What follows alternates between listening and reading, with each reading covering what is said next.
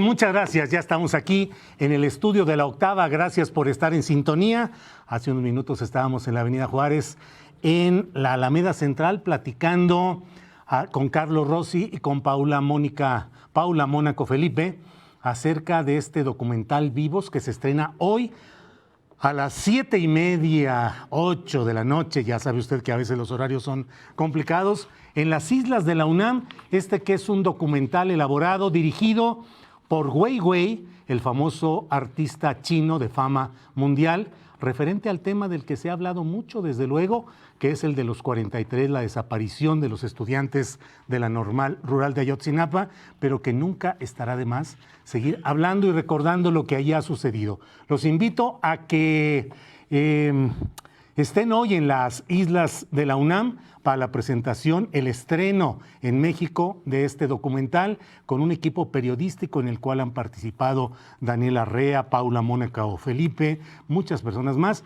Por cierto, Paula Mónaco Felipe me obsequió este libro que ella ha publicado, se llama Ayotzinapa, Horas Eternas, Paula Mónaco Felipe, publicado por Brigada para Leer en Libertad. Bien, pues vamos ahora con otros temas, desde luego agradecidos de la oportunidad de seguir en contacto con ustedes. Vamos a preguntarnos hacia dónde va el movimiento feminista. ¿Qué ha pasado? ¿Cuál es la valoración, el saldo de lo que pasó el 8 y el 9 de este mes en curso? ¿Y hacia dónde va realmente este movimiento? Tengo el gusto de saludar a Aimé Vega Montiel. Ella es investigadora feminista del Centro de Investigaciones Interdisciplinarias en Ciencias y Humanidades de la UNAM y presidenta de la Alianza Global de Medios y Género. Aimé, bienvenida. Muchas gracias, Julio. Buenas tardes. Gracias, muy amable. E Irma Saucedo, feminista experta en violencias contra las mujeres y la salud. Irma, bienvenida. Muchas gracias. Gracias por la invitación. Al contrario. Aimé, ¿cuál es el saldo de este 8 y 9? ¿Qué es lo que queda realmente? A ver, me parece, coincidimos todas en que esta movilización, digamos, condensa muchísimas décadas de trabajo feminista por visibilizar la violencia de género contra las mujeres. Me parece que definitivamente constituye un hito del movimiento feminista y del movimiento de mujeres en nuestro país. Hemos coincidido en estos días con colegas y todas decimos, ¿no?, que en los años previos veíamos este tipo de movilizaciones en España, en Argentina, en Chile recientemente, y que siempre nos preguntábamos cuándo en México se va a extender de manera masiva sí, todo el movimiento, así es, lo que ha ido implicando. Y bueno, pues me parece que la gran conquista fue la extensión de esta demanda más allá del movimiento feminista.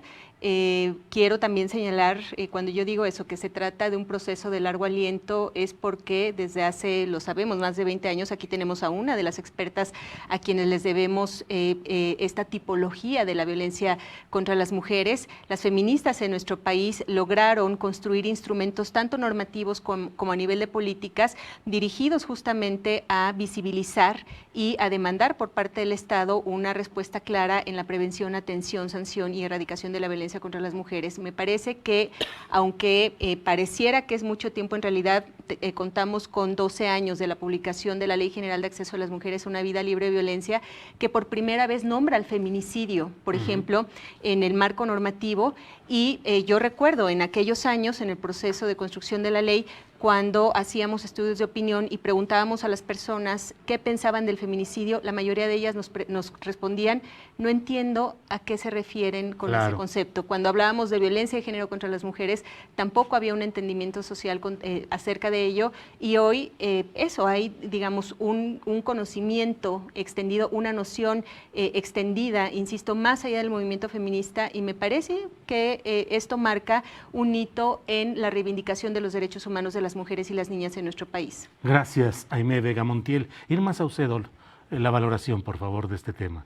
Bueno, obviamente que lo primero es congratularse de que haya sucedido, de la manera en que sucedió, y que haya sido cubierto tan ampliamente por todos los medios.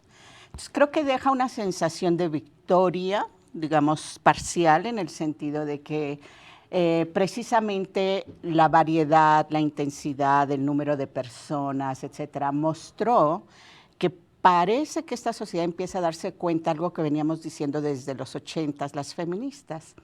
El problema de la violencia contra las mujeres no es un problema de las mujeres, es un problema de la sociedad mexicana y es un problema de los hombres mexicanos. Y entonces lo que estamos haciendo las mujeres es mostrarles que este problema es manejable. Entonces, por un lado, hay una sensación de victoria en el sentido que ya muy pocas personas, como comentabas, nos dirán que no saben lo que es el feminicidio, aunque terriblemente tengo que decir que tomando un taxi de regreso después del metro a mi casa, escucho al chofer decir las feminicidas. Entonces, hay mucho por hacer. Por eso, con ese comentario paso a lo que sigue, un gran reto. Porque quienes hemos venido marchando desde el 87 en el tema específico de violencia contra las mujeres, lo que nos ha mostrado cada etapa del movimiento es que cualquier pequeña ganancia que tenemos requiere un trabajo inmenso para consolidar y hacer que realmente se escuche lo que estamos diciendo con respecto a la violencia, porque en realidad se simplifica demasiado, se banaliza y se termina hablando solamente de procuración de justicia, y eso me parece el riesgo más grande que tenemos, pensando que este país está tomado por cárteles de narcotráfico, pensando que la mitad de los estados en este país están en situaciones de violencia extrema. Entonces, pensar el tema solamente desde procuración de justicia es un gran riesgo, y entonces sí creo que es un gran desafío para quienes nos interesa el tema y para quienes piensan que de verdad podemos aportar algo a esta sociedad. ¿Qué riesgo y desafíos ves hacia adelante en lo que se ha logrado hasta ahora, Aimee Vega Montiel? Bueno, retomando, o más bien tomando como pauta esta última expresión de Irma, o sea, pienso efectivamente, y en esto también el feminismo ha acertado en construir una mirada holística sobre la violencia contra las mujeres y apuntar a que efectivamente las soluciones no solamente las observamos en el nivel de procuración de justicia, que desde luego es importantísimo. Digamos, el Comité CEDAW pone énfasis en sus últimas recomendaciones en el papel que debe jugar el sistema de procuración de justicia en la atención, prevención y sanción de la violencia contra las mujeres. Pero efectivamente hay otros ámbitos. Me parece que los dos feminicidios que marcan la pauta para esta movilización, que son por un lado el de Ingrid Escamilla y por el otro el de Fátima, la nena de 7 años, justamente sintetizan esta necesidad, esta urgencia de dar una atención integral a este problema. Y estos dos casos, por ejemplo, evidencian las inconsistencias del sistema educativo, es decir, en el sistema de educación tenemos un trabajo importantísimo que hacer. Los medios de comunicación, lo sabemos en particular el caso de Ingrid Escamilla, como es evidenciado por la mayoría de la prensa, no solamente prensa roja, sino en general los medios informativos en el país, que lucraron de maneras absurdas, terribles, con la exposición del caso, con la exposición del cuerpo de la víctima. Eso apuntan o evidencian el trabajo que tienen que hacer estos sectores, las industrias de comunicación, plataformas digitales, en la erradicación de la violencia contra las mujeres y las niñas. Y pienso yo entonces, claro, el gran desafío es cómo, por un lado, desde acá, el sostener una movilización, o sea, que también debo decirlo, digo, el feminismo ha sido y nunca va a dejar de ser creativo. O sea, todo el tiempo salimos con nuevas propuestas innovadoras para llamar la atención acerca de la urgente necesidad de atender eso, la necesidad, la importancia de que el Estado garantice la vida y la libertad de las mujeres. Pero también pienso, bueno, del lado de allá, es decir, del lado de todos estos sectores, empresas privadas, instituciones públicas, el sector educativo, en particular, ya lo dije, el sector de los medios de comunicación, el sector salud, hay un trabajo que no están haciendo y que es de urgente atención. Quiero señalar además cómo este movimiento detona el empoderamiento de grupos de mujeres. Venía hablando en el trayecto a esta entrevista con una colega de la Ibero, que me decía que después del paro del lunes, a partir del martes, las estudiantes de la Ibero han hecho tendederos donde están denunciando a compañeros, a profesores, y me decía ella, esto nunca lo habíamos visto en la institución. Es decir, este movimiento, esta movilización lo que ha hecho es empoderar a las víctimas para denunciar. Entonces, aquí, ¿quién tiene que dar una atención concreta a estas demandas? La institución educativa. Yo trabajo en la Universidad Nacional Autónoma de México y es la falta de una respuesta integral a la demanda de estudiantes, de mujeres trabajadoras y de académicas que tiene paralizada más de la mitad de la universidad. Entonces, insisto, son ejemplos que muestran que aquí se demanda una respuesta integral proveniente de distintos sectores y efectivamente no solamente del sistema de procuración de justicia. ¿Qué se hizo mal y qué se debe corregir, Irma Saucedo, en esta movilización histórica? En realidad creo que para mí sería muy difícil hacer un juicio qué se hizo mal y qué se hizo bien. Creo que en realidad fue un momento que, así como en otros momentos históricos, una imagen o un hecho detona algo que ya estaba latente en la sociedad. La convocatoria fue lo bueno, o sea, esa convocatoria que hizo que una gran cantidad de mujeres asistieran y se sintieran interpeladas por esta convocatoria. Entonces, creo que eso fue lo que se hizo muy bien. No sé si esto que llaman mal, ¿no?, pueda ser clasificado como mal. Simplemente creo que los procesos activistas son de esa manera. O sea, primero hay una manifestación que toma las calles y después viene la reflexión, la elucubración y la elaboración de lo que serían demandas específicas. Creo que lo que se hizo un poco, digamos, a un lado fue el hecho de que ha habido muchas demandas por mucho tiempo y que hay una gran cantidad de propuestas de política pública, y por eso digo que se banalizó, porque escucho a tantas personas hablando de que no saben de política pública más que el sistema de procuración de justicia. Me pregunto en dónde han estado en los últimos 25 años. Claro. Bien, si me permiten, vamos a hacer un corte para fines comerciales y de promoción y volvemos con esta misma plática sobre hacia dónde va el movimiento feminista. Ya volvemos.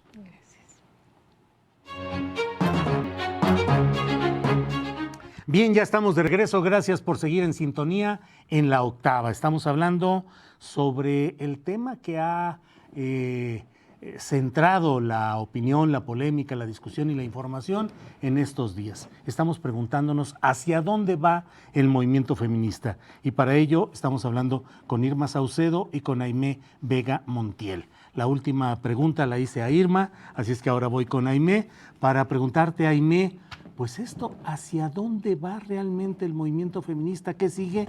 Y no dejo de, no me limito en decirte una consideración, Aimé. Si no hay un programa, si no hay organización, estructura, ¿puede un movimiento social arribar a cambios verdaderos o puede quedar solo en una explosión de ánimo?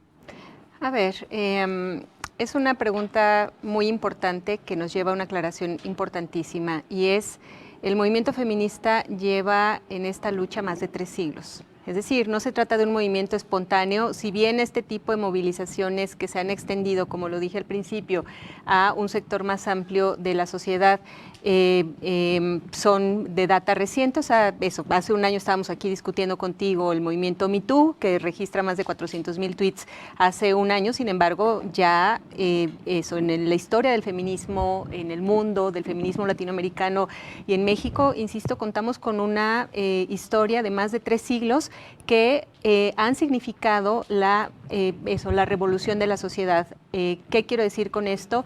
El feminismo nada más y nada menos logró que los derechos humanos de las mujeres fueran reconocidos como eso, como derechos humanos, y a partir de ahí, en muy pocas décadas, ha avanzado en la construcción de normas importantísimas. Hace 2 años fue la evaluación, el examen periódico del Comité de la Convención para la Eliminación de todas las formas de discriminación contra la mujer de Naciones Unidas, la CEDAW, y lo que establece este comité cuando inicia la evaluación al Estado mexicano es, debemos reconocer que en México se cuenta con una normativa muy potente, importantísima, para garantizar los derechos humanos de las mujeres. Pregunta enseguida el comité, explíquenos entonces por qué continúan matando a las mujeres en ese país, por qué se ha incrementado el feminicidio de mujeres y niñas, no solamente en el ámbito privado, sino que ahora esta explosión en el espacio público. Y entonces yo más bien, o sea, yo no preguntaría qué es lo que le falta al feminismo, si tiene una estrategia, claro que la tiene, e insisto, son siglos de construcción y vuelvo al punto, eso me honra compartir la mesa con una de las maestras a quienes les debemos el andamiaje con el que contamos el día de hoy.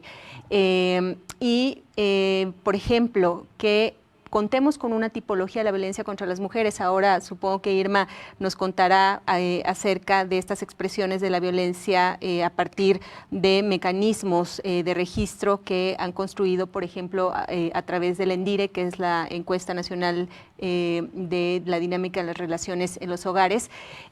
Estas son muestras de recursos que ha construido el movimiento feminista a lo largo de varias décadas en nuestro país para visibilizar la violencia contra las mujeres y para exigir que los derechos humanos de las mujeres sean promovidos en este país como derechos humanos. Entonces, me parece, no vamos a dejar de cejar en esa tarea desde todos nuestros ámbitos, quienes estamos en la academia, quienes están en organizaciones de la sociedad civil, quienes están ahora en el sector privado levantando la voz de una manera más creciente, sino yo preguntaría, bueno, ¿qué respuesta va a dar el Estado? Y no tiene que inventar el hilo negro, está perfectamente establecido en la normatividad, en particular la Ley General de Acceso a las Mujeres a una Vida Libre de Violencia constituye una hoja de ruta importantísima que justamente a lo que apunta es a una política integral. Entonces, yo insisto, voltearía más bien a otro actor y le preguntaría, ¿qué vas a hacer tú a las instituciones privadas? O sea, lo que se esperaba o lo que se espera, por ejemplo,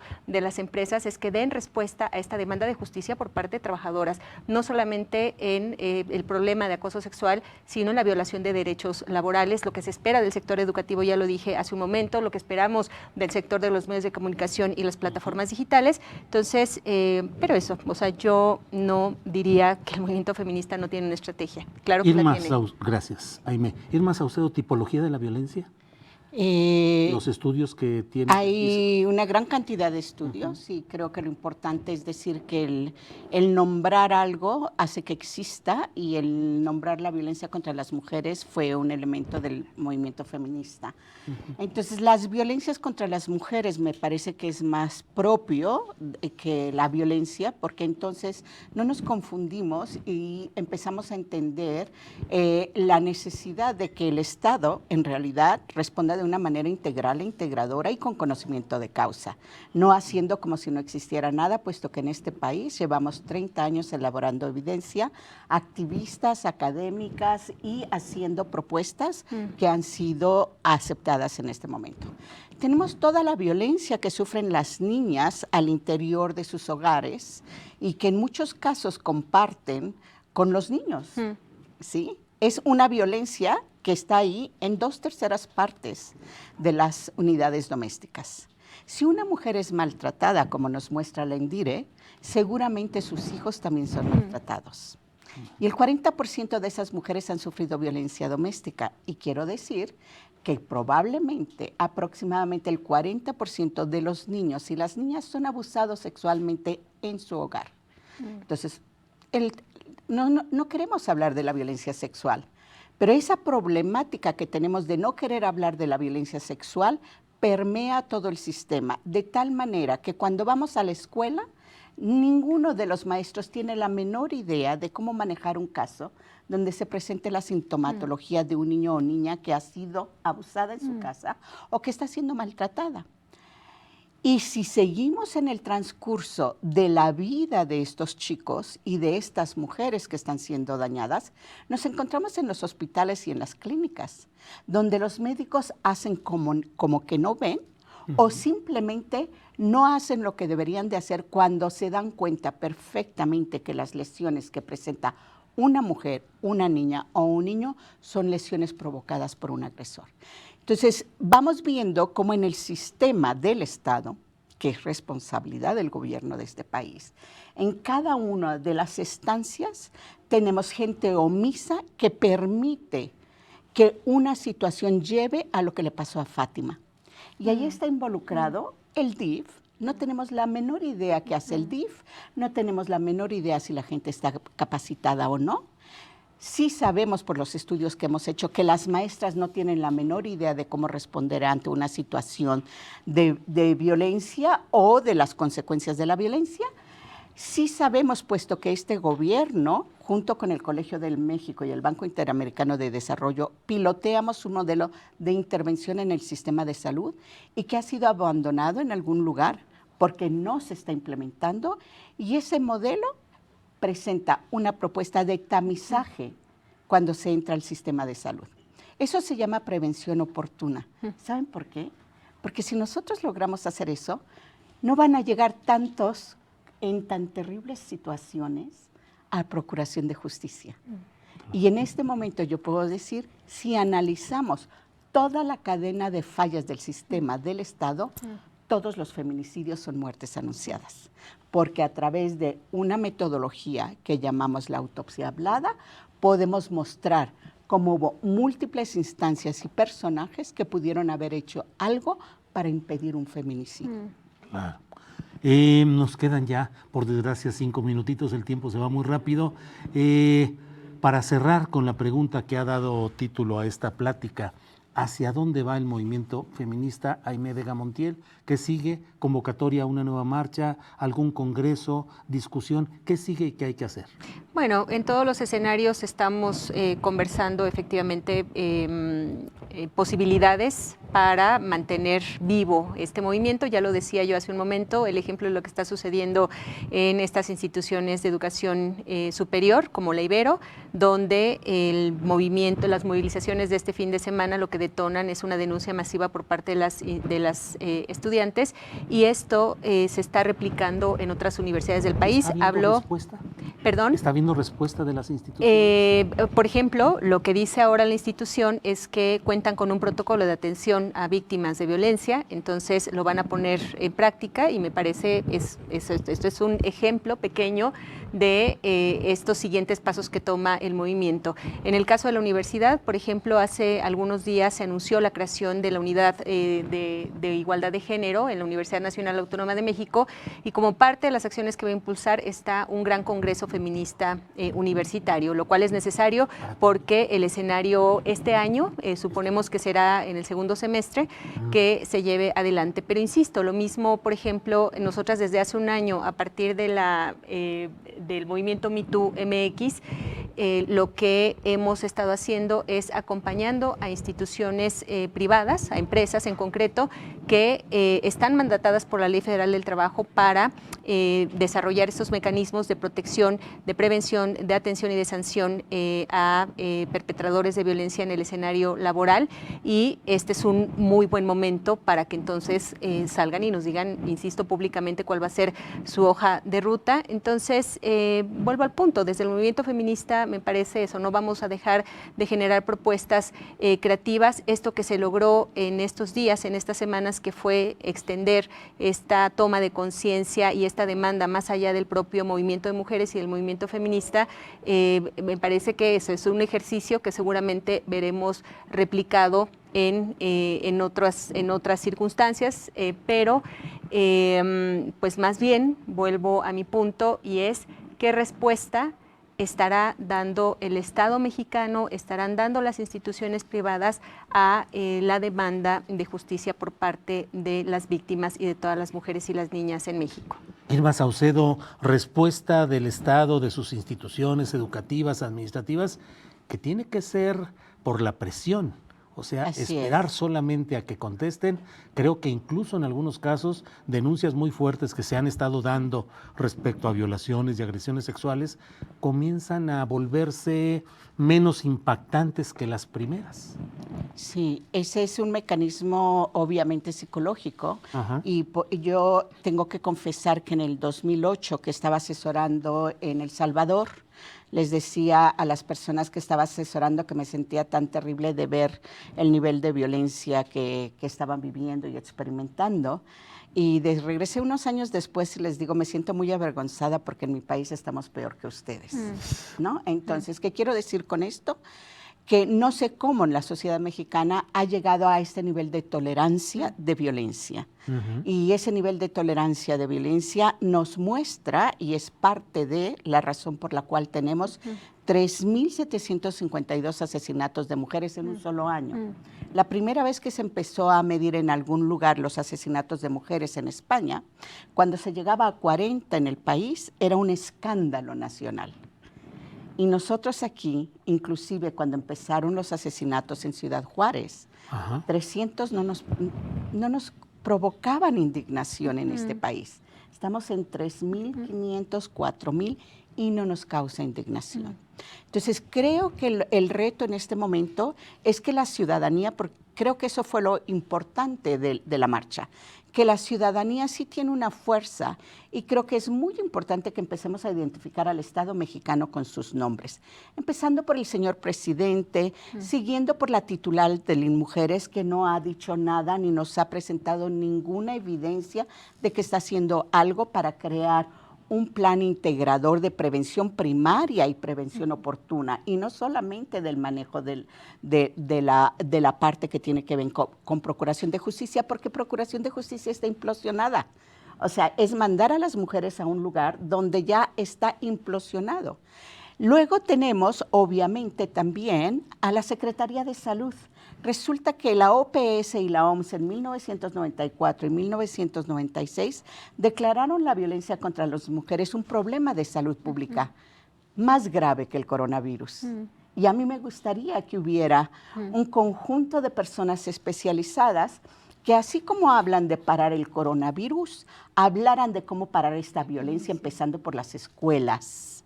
El trabajo que se tiene que hacer a nivel de primaria, el trabajo que se tiene que hacer a nivel secundaria para evitar que las parejas que se establezcan sigan el viejo patrón de maltrato y víctima, maltratador y víctima, porque sí puede romperse ese patrón. Claro.